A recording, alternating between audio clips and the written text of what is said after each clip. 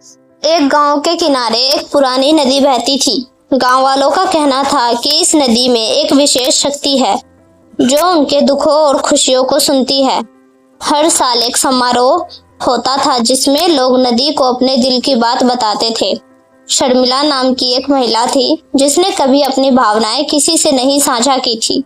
एक दिन उसकी जिंदगी में एक बड़ा परिवर्तन आया। उसने एक नई नौकरी की पेशकश स्वीकार की, लेकिन इस नए सफर की शुरुआत में उसे असुरक्षा का सामना करना पड़ा। एक रात उसने सोचा कि वह नदी के पास जाकर अपनी भावनाएं बताए। वह नदी के किनारे गई और धीरे धीरे अपनी दिल की बात कहने लगी। अपनी आशाओं, सपनों और चिंताओं को साझा किया।